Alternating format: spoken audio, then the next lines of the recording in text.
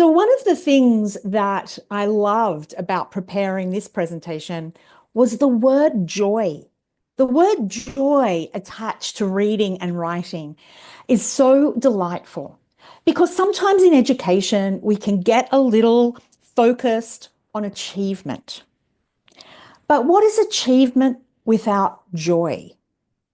So, Mylene said, this is the fourth in this webinar series, and really one that is uh, fits really beautifully into the middle of this webinar series because we've talked about a lot of topics. And for those of you that have joined us before, you will hear me say some things that are similar, and there are a few different things. And today, one of those different things is you will see me as a parent today. Amongst my roles, which were in the introduction as educator, principal, and now working with Arrowsmith to bring raise awareness of where the brain is in education. But fundamentally, I'm a parent.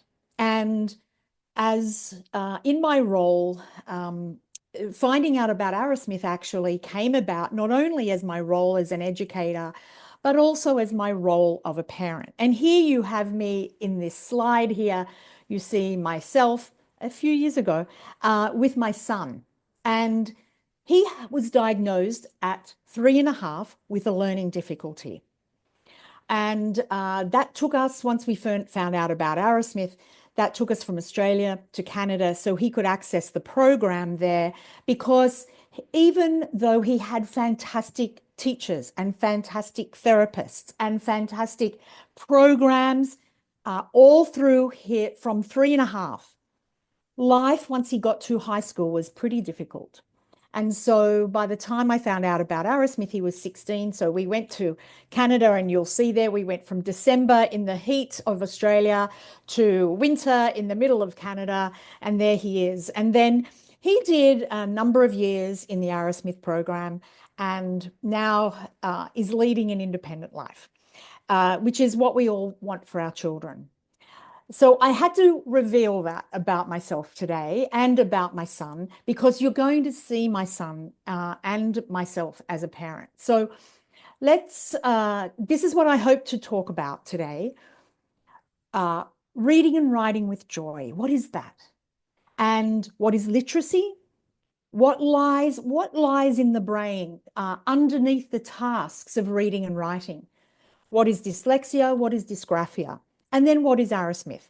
And then what does Arrowsmith at the Developing Child Centre look like? So let's get started. And I really would love you to think about reading and writing with joy.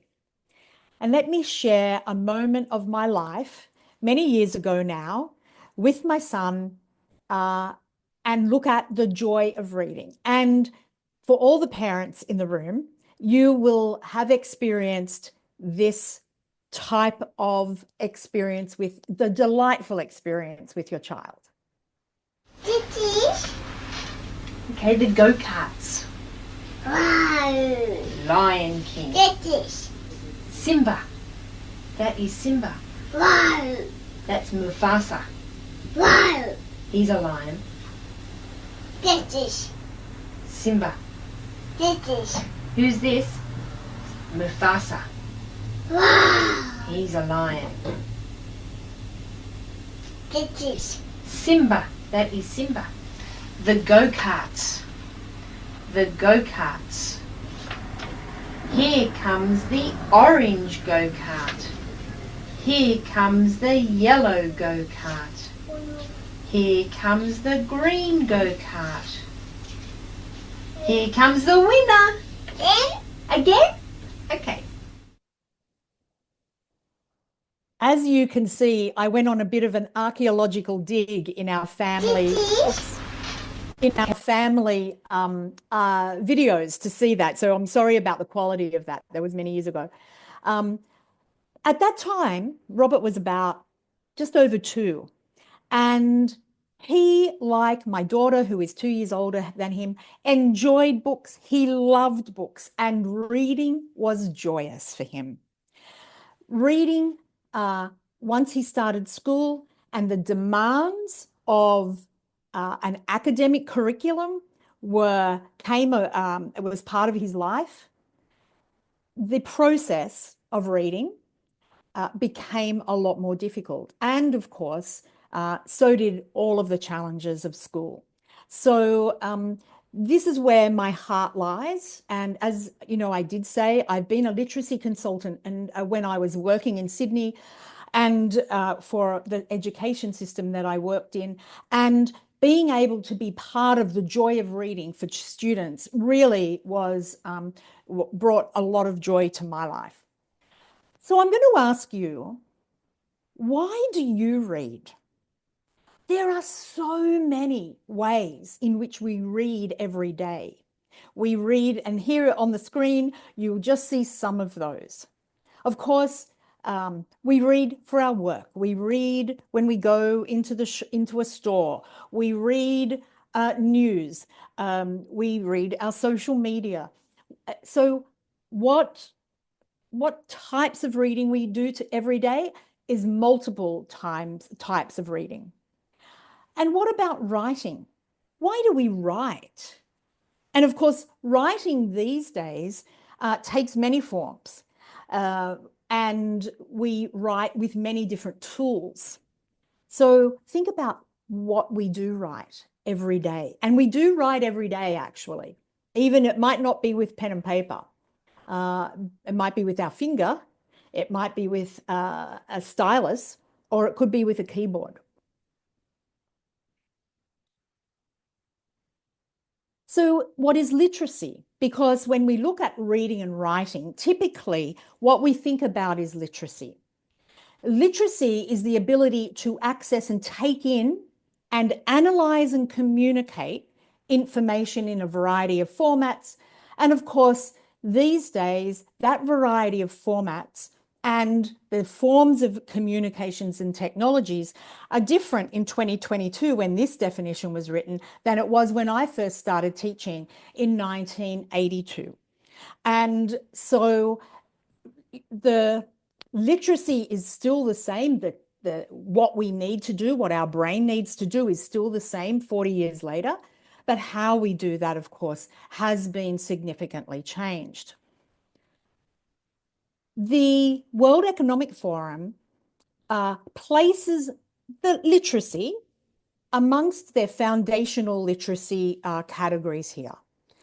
They have literacy and numeracy amongst that first group here that you'll see here on the screen. And we'll come back to that at the end.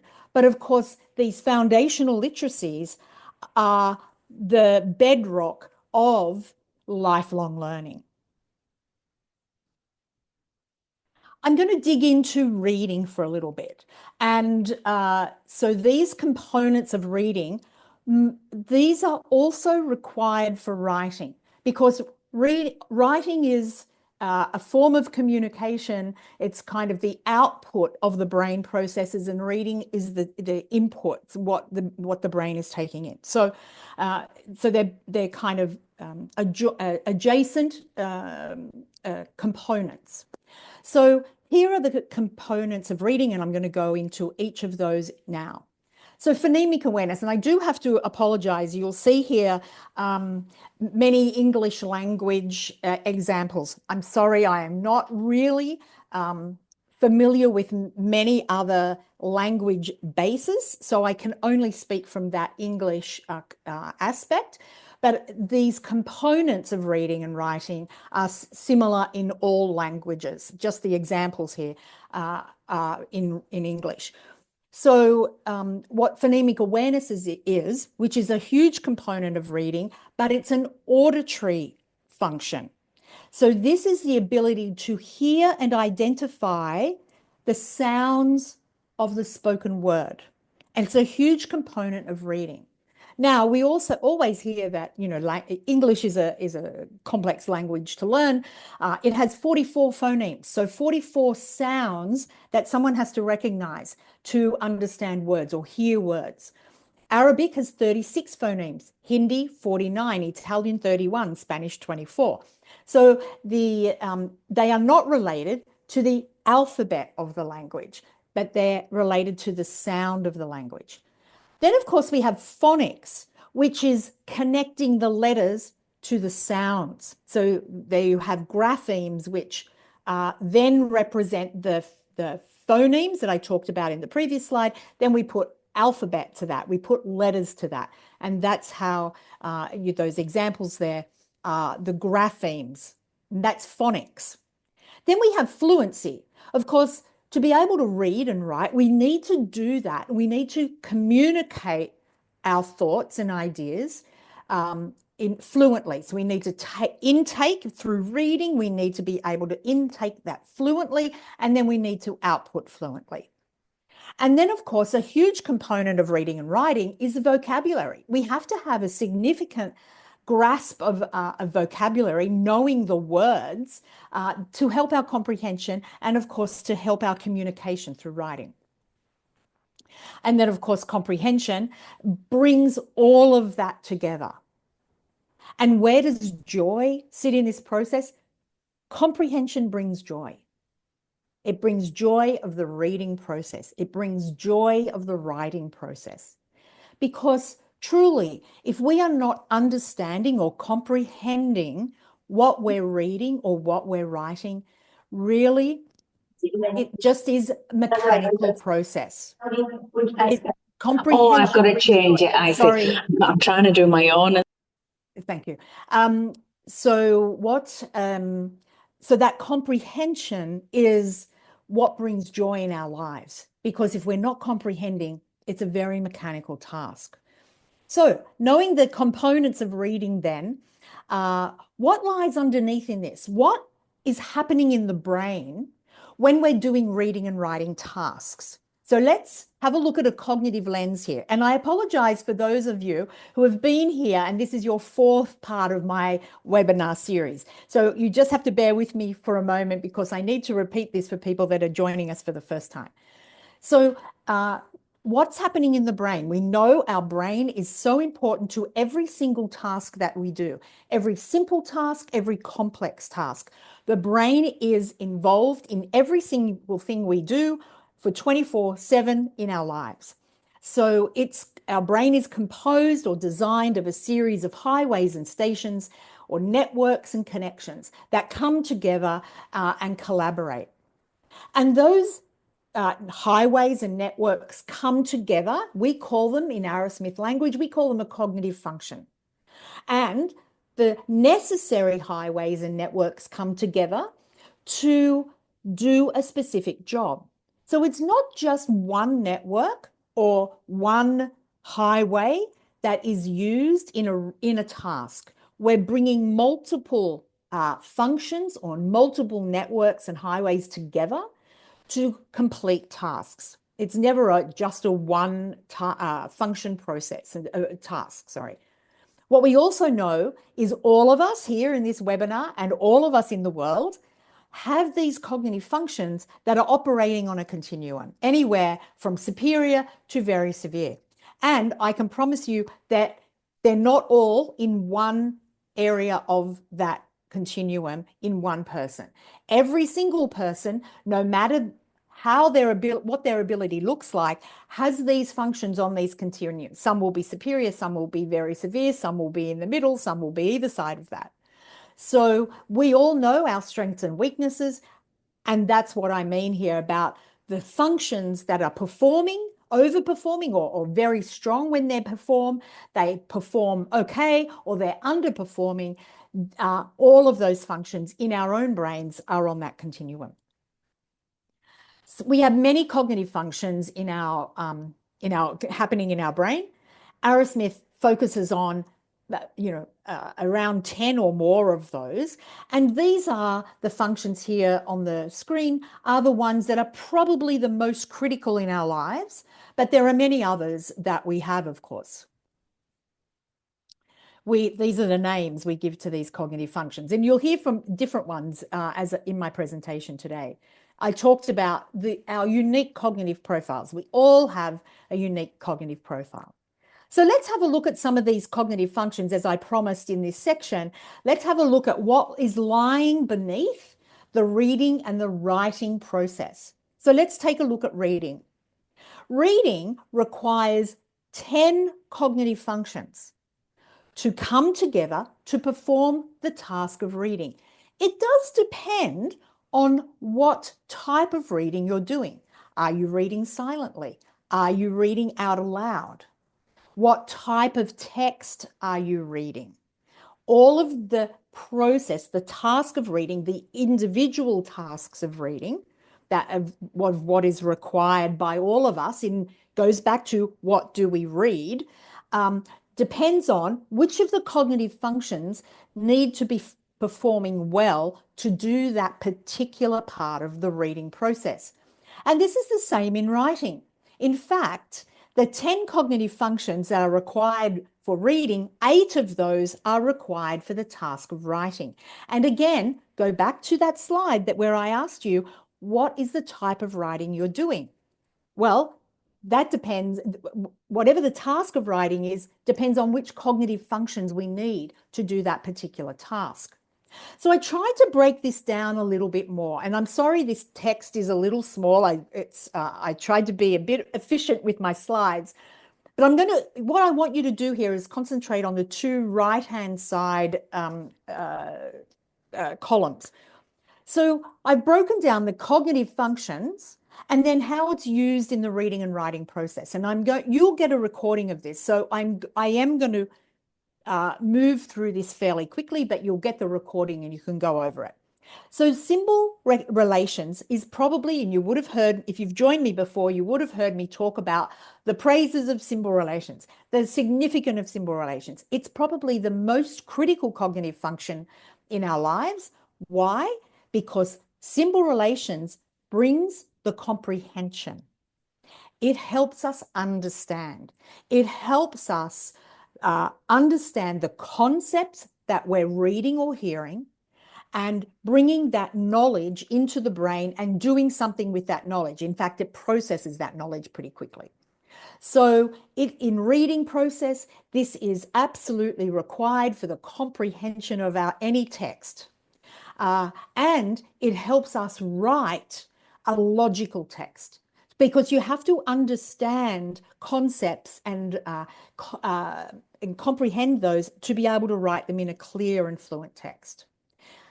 Symbol relations, putting my parent hat on, symbol relations was one of the cognitive functions my son had in the very severe range. In fact, he could read text. He could read it actually really beautifully, but he was not comprehending anything he was reading.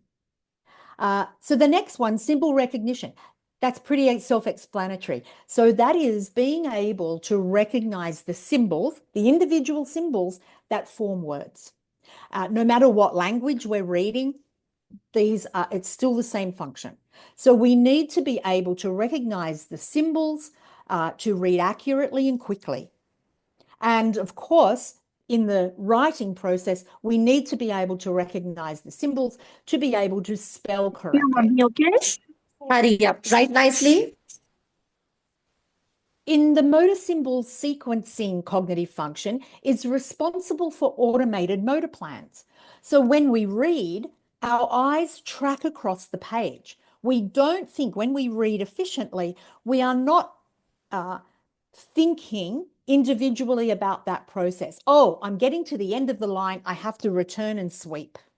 We have this return and sweep function. No matter which side we read from or up and down, we have to do that reverse sweep.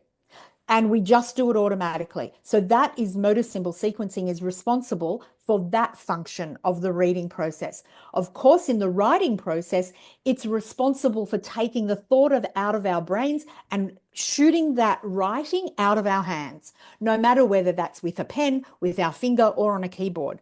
We have an automated motor plan to be able to write. Symbolic thinking is a really higher order process in our brain. It's part of the executive function, and this helps us think and reflect on what we are reading. It helps us choose the main idea. It helps us attend to the most important part of what we're reading. And of course, in the writing process, this helps us generate ideas and get them on the page, plan and organize our thoughts.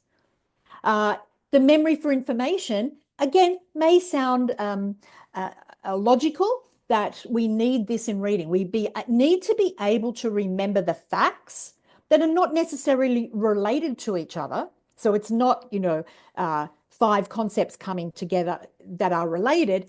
Memory for information is responsible for remembering unrelated facts. So when we're reading, depending on the text we're reading, we need to remember unrelated facts. And the same thing for writing. Writing helps that memory process to remember certain things like shopping lists, etc. And of course, that's a simple format. We do it in academic writing as well. Predicative speech is in the writing process, in the reading process, helps that sequential logic. So it's reading and learning in steps in a process, understanding the meaning of the words and how they're used because of where they're in a sentence. In fact, this is one of the pieces that my son had difficulty as well, because when he was speaking at 3.5, it's the thing that actually notified me that he had a learning difficulty, is because his grammar or his syntax was not correct when he was speaking. So of course, for him, when he read, if the syntax doesn't make sense, if the grammar doesn't make sense, he couldn't comprehend. So this is predicative speech, even though it has the speech in the name of the cognitive function, is vital in the reading and the writing process. Of course, when we're reading, we need the grammar to be correct to understand. In the writing process, what you output, what you write, needs to make sense. You need to have the right syntax, the right grammar. Lexical memory is the memory for the names of things. It helps our vocabulary. And in both the reading and writing process, that's obvious why we need a good vocabulary. Kinesthetic perception is another cognitive function. It's about our body in space. So when we're reading, we have to have a physical connection with the text we're reading.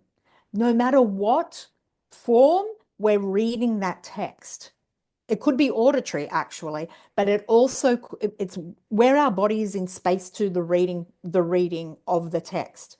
In the writing process, it's related to how much pressure we put on in the pen or the pencil, also related to how much pressure we put on a keyboard.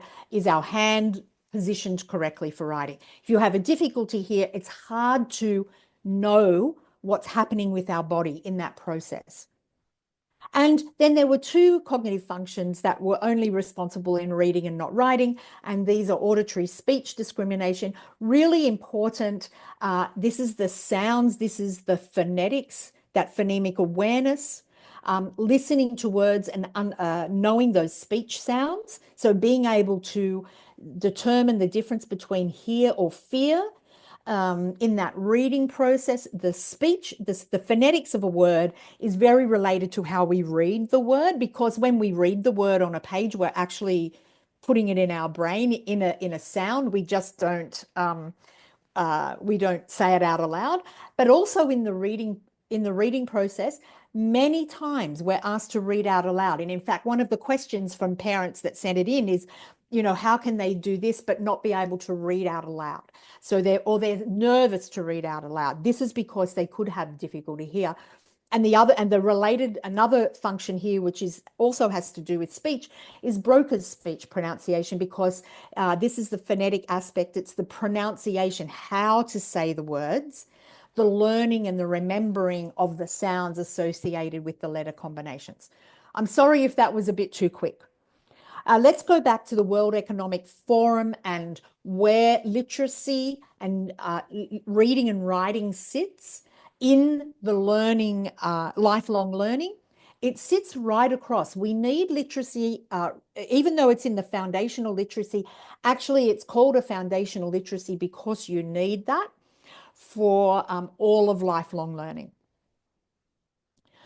So let me go to dyslexia. What do we mean by dyslexia? I'm sure there's many people joining us today that have heard of this term or know someone that has been diagnosed with this term.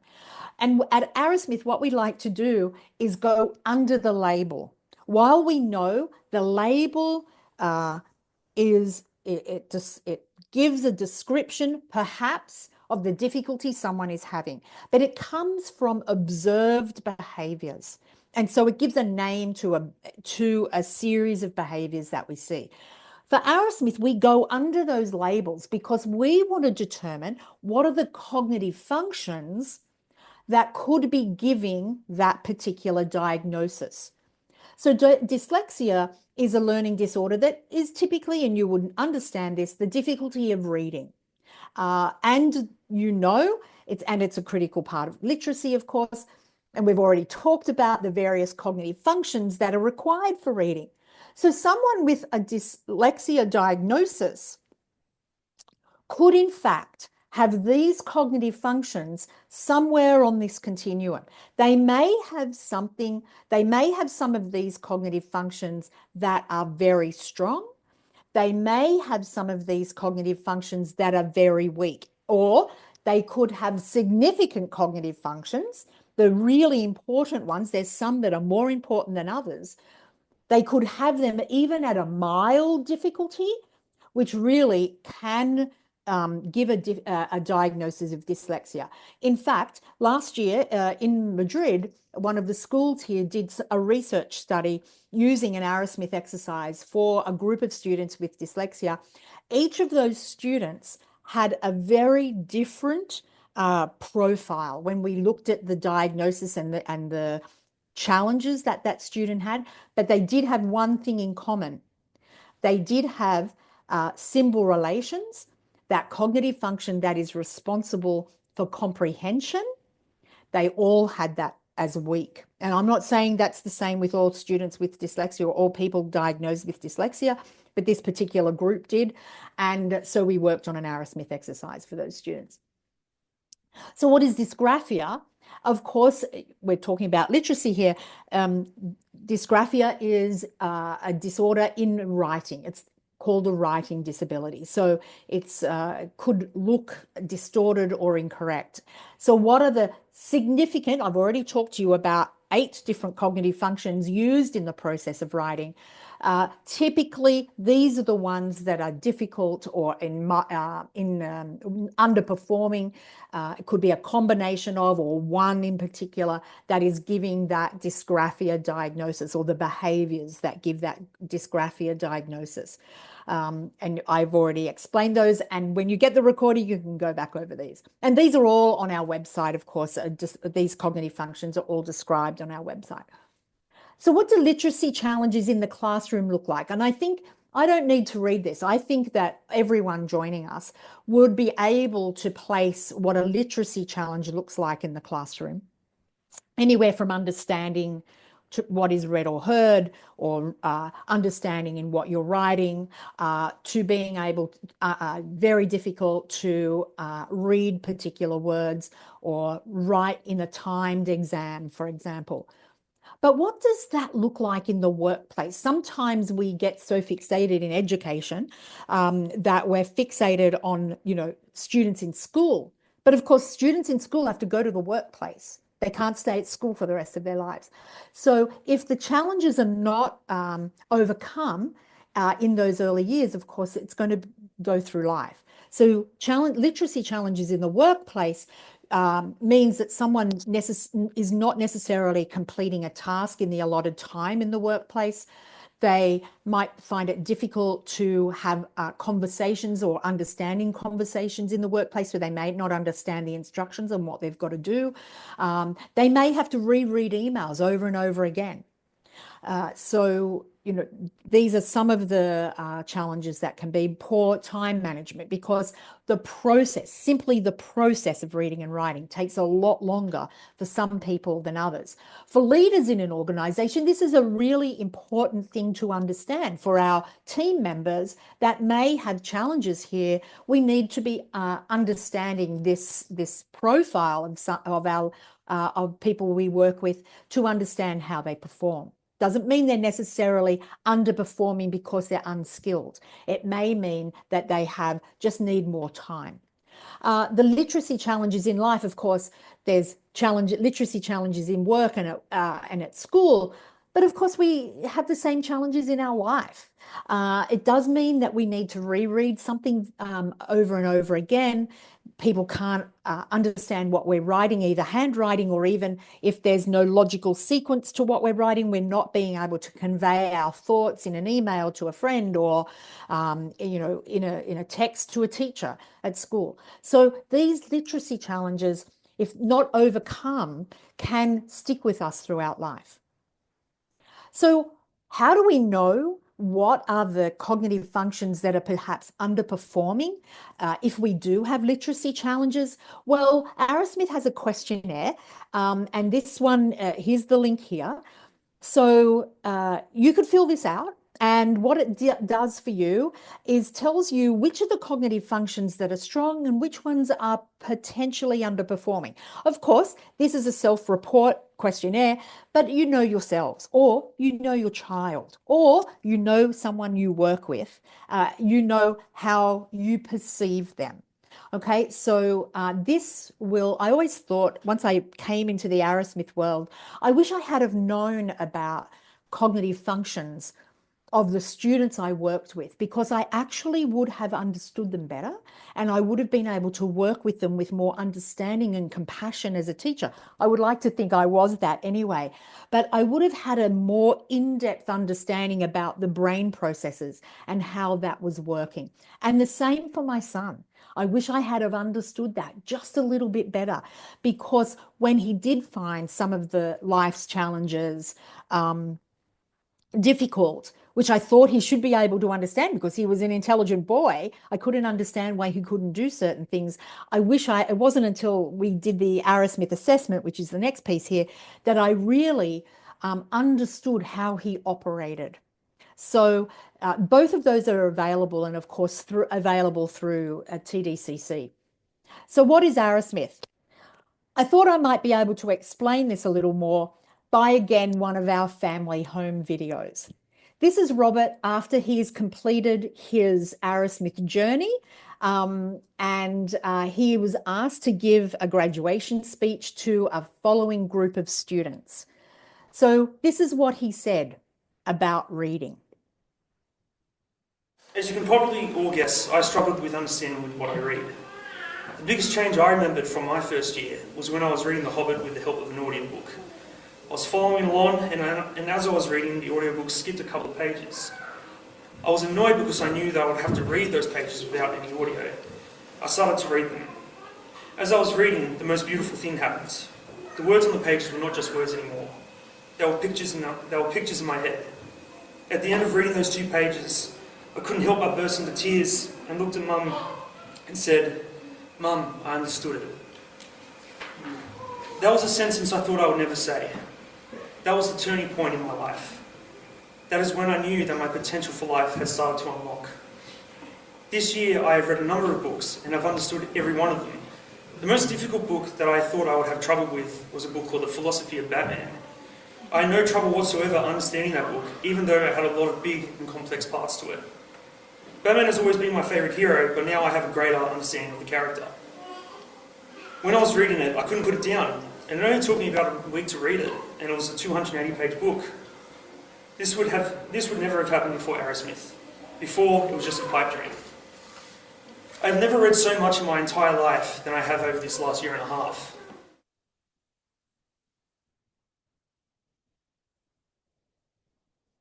As you can probably guess. You don't need to hear him again.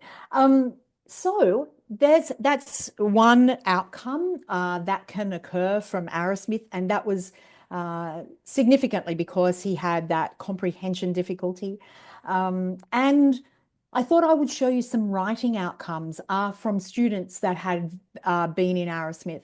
Here you'll see 3 writing examples. Part of this process that we have is we ask students when they're doing particular exercises, we get writing samples. Because as you know, the writing process requires 8 different cognitive functions. So from writing, we can see some of those changes that occur in a number of those functions. We can see it in that grammar piece, we can see it in the fluency, spelling, etc., etc. Here you see 3 different writing samples. The one on the left is when the student first started, and that was in September. 3 months later, you see the one in the top right-hand side, where the writing is a little bit more consistent in size and not as, and it's a bit more free-flowing. That's after 3 months. And then 12 months later is the one at the bottom on the right-hand side. And that writing, and what we have to remember is no handwriting lessons were done here. Simply the students were working on different cognitive functions to strengthen the different functions of the brain that they required in the writing process. Here's another one. This is about 11 months apart. This is July 2004 to June 2005. So at the end of one school year to the end of another school year. And again, no handwriting lessons, just strengthening different cognitive functions of the brain. So what is Arrowsmith? It's a cognitive program. In fact, it's a cutting-edge cognitive program that has been around 48 years, and it's backed by science. It was developed through the use of scientific principles and continues to be researched by independent researchers. So we have that science. It uses the principles of neuroplasticity. The bottom line is the brain can change. And what does it can change across our lifespan, and what that means is that the brain can learn more efficiently and more effectively. The principles of neuroplasticity mean that, and this is how Arrowsmith is designed using these principles, that each cognitive function has to have its own stimulation. There are many cognitive programs that give general stimulation to the brain. That's fantastic. To overcome difficulties like dyslexia and dysgraphia, for example, we need to stimulate the cognitive function that is underperforming. And each of those different cognitive functions needs its own stimulation through a particular targeted exercise. And that's what Arrowsmith can deliver. The students need to attend to the program. This is why we have software that helps that, but we also have trained facilitators who also help students attend to the task and keep that sustained engagement. It's no use just doing a task. Many cognitive programs, especially ones we find online that are free, it's not asking us to keep sustained attention or sustained engagement in that task.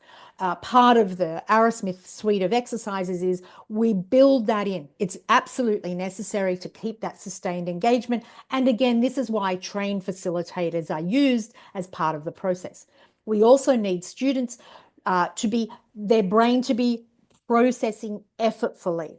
That is, not going on cruise control, but not doing something that's too hard. Because if it's too hard, the brain will not engage with the task. So it has to be calibrated individually. So Arrowsmith is an individual program. And the brain also needs something that's novel, so something that is not used to what they're doing on an everyday basis. So the exercises do look very novel when you see them. And it also needs to be, once they achieve at a certain level, then we need to increase its complexity. So we call it a capacity-based program because we are changing the capacity of the individual. We are not working around the difficulty or using just the strengths of someone. We're actually changing the capacity of the brain to work more efficiently and effectively. And there's lots of research that is found on Arrowsmith and again on our website. So I don't want to labor this. You would have heard me talk about these before. But what I did do for this presentation is highlighted in the summary of research that we do have the areas that are related to literacy and literacy, reading and writing. So I've highlighted those here in green. There are more, of course. These are not isolated. So it's kind of a false thing to be able to highlight one thing or two things, but this is the measures, the standardized measures that are typically used in literacy and numeracy. And there's many arguments that many professionals here that are used to these terms will say, oh, that's also related to literacy and numeracy. Absolutely agree with you.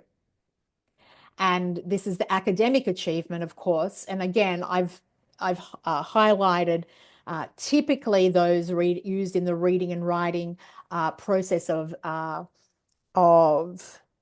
alphabet.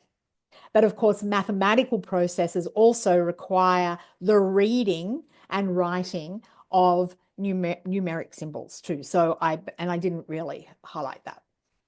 And of course, if you are learning more efficiently, if your reading and your writing process, if you can understand your world better, if you can output and if you can communicate more efficiently and effectively, of course, it makes sense. And this is what the researchers found, that well-being, social emotional well-being is enhanced.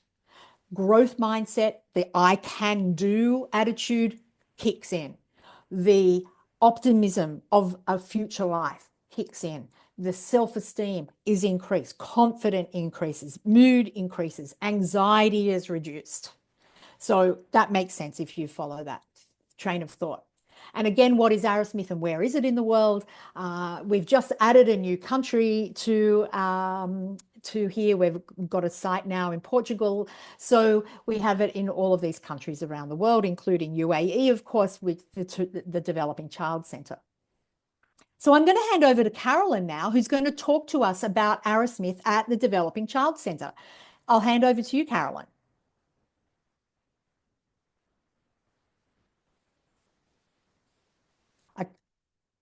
Carolyn, are you there?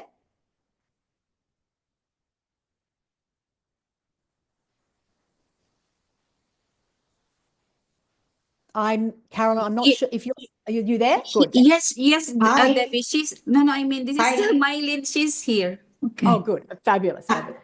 Hi. This is Caroline. My name is Caroline Wabero. Hi, Carol. Hi, how are you? I hope you can hear me. We can hear you. Amazing. So my name is Caroline. I'm one of the certified teachers currently teaching the different cognitive functions in the Arrowsmith program. And I would like to encourage the viewers or the listeners to take an assessment with us and just see which cognitive functions that they may need to take up on. Me as a teacher, I have seen a lot of changes with my students. It's been a few months in, and I've already started noticing words like it's difficult, but now they're saying, let me try again. No, that's not a wrong answer. I will repeat. I'm seeing a sense of confidence. I'm seeing my students growing, and it's just been a few months in. So I would really encourage you to come and take the assessment. You can do the assessment with Emma or Liberty at the TDCC Center, and we are offering online sessions. We have 3 different time slots from Monday to Thursday, and we encourage you to take the leap and join us. Thank you very much, Debbie. Thank you so much. It's great to have you with us, actually. Thank you. Thank you so much. You have the contact details for the Developing Child Centre, and Emma, as you see here, please contact her. She's more than happy to answer your questions and pop you in for an assessment if you want that, or learn more about what programs are available for students of all ages. I want to say that I think the oldest student we've had in our program across the world is 84. The good news is that I've got a birthday coming up, not very long. The brain can change right across our lifespan. So that's always the good news. Thank you for your questions. Now it's question time. Mylene sent me through the questions that you've already asked when you registered for this webinar. So I found as I read through those, there were 3 types of questions. And by the way, if you have any other questions, pop it in the chat, because I'll stop speaking in a minute and I'll try and address some of those. I found there were typically 3 types of questions in the questions that you sent through. So how can students with dyslexia and dysgraphia be supported in literacy? So I would say that's a couple of ways. What you need is strengthening the cognitive processes, strengthening the cognitive functions to perform as they should. So what we like to do is get those cognitive functions working average or above. And with that, I'll show you my next slide. So that enhance the cognitive capacity of the student and have a good literacy program. This is exactly what someone needs. Just enhancing a cognitive capacity will not teach a student symbols and what they mean to work together. You still need good literacy programs. But having a really good literacy program, which my son absolutely had through his learning life, does not necessarily mean literacy success. So that's why I always put this together. And of course, that lifelong learning. A good cognitive program together with a good literacy program gives that lifelong learning. And of course, going back to the beautiful topic of this webinar, joy. It gives joy of reading and writing rather than the process of reading and writing being laborious or challenging. Another type of question that I had was, how can we motivate children to read and write? Or how can I help my children enjoy reading and so bring joy? It's hard to motivate a child that has an underperforming cognitive function in one of those processes of reading or writing. You can't motivate them if it's impossible for them to achieve, if they don't feel successful, if they don't feel confident in the processes that they're doing. It's very difficult to motivate. One of the things that an Arrowsmith trained facilitator is encouraged, and what we know that they are master motivators. Why? Because, as Carolyn just said, the students are achieving.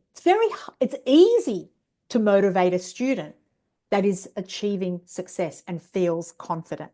It's very difficult to motivate a child that is finding the world difficult or the tasks difficult. And of course, going back to the beautiful joy statement, it's very hard for someone to find joy in reading if they don't understand what they're reading. It's very hard for someone to find joy in the communication of their ideas in writing if all they're concentrating on is writing the letters or getting the words spelt correctly, or the grammar is incorrect, if it can't be understood. So again, going back to what I said before, increasing the cognitive capacity plus a good literacy program. And then the other type of question I saw here was, what are the best strategies to help children to read? Now, good literacy programs will be that. But I also like to add in, going back to my original video in this webinar, is also the joy of reading. And I couldn't help, you'll hear that I'm Australian, I couldn't help here but put some covers of some of my favorite Australian books. This is what brought joy to my children when they were reading, learning to read, or just that beautiful sharing of a book when they were little children. So I had to throw in my favorite Australian books there. So I'm going to stop sharing my screen now because I'm waiting for you to write those questions in your in the chat. So I'll get to those. We've got a couple of minutes where I can do that. And don't forget, 14th of February, I'll see you in a couple of weeks for the next presentation.